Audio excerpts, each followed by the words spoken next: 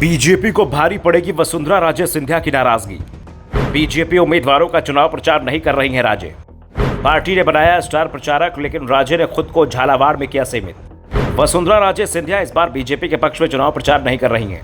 Party ने उन्हें star प्रचारक तो बनाया है, लेकिन राज्य ने अभी तक किसी भी उम्मीदवार के पक्ष में रैली नहीं की है। यहां तक कि पीएम मोदी और गृह मंत्री अमित शाह की रैली में भी राज्य दिखाई नहीं दी है। पार्टी के दूसरे कार्यक्रमों में भी शामिल नहीं हो रही हैं, जिससे संकेत मिल रहे हैं कि वो नाराज हैं। और अगर ऐसा है तो फिर ये बीजेपी के लिए बहुत ही बड़ी चिंता का विषय है।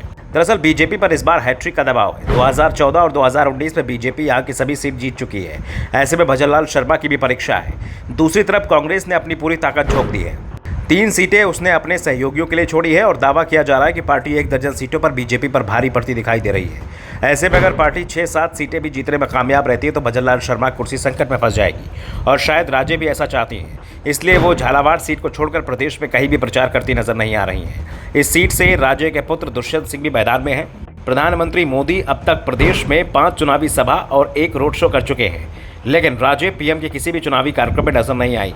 हालांकि बीजेपी के स्थापना दिवस 6 अप्रैल को वसुंधरा राजे दिल्ली के केंद्रीय कार्यालय में जरूर मौजूद थी।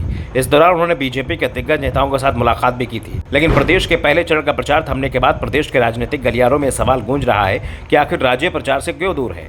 क्या वे केवल अपने बेटे की सीट तक सीमित रह गई हैं? वैसे राज्य के प्रचार न करने से बीजेपी को बड़े नुकसान का डर सता रहा है। Bureau report, the Navdarpan news.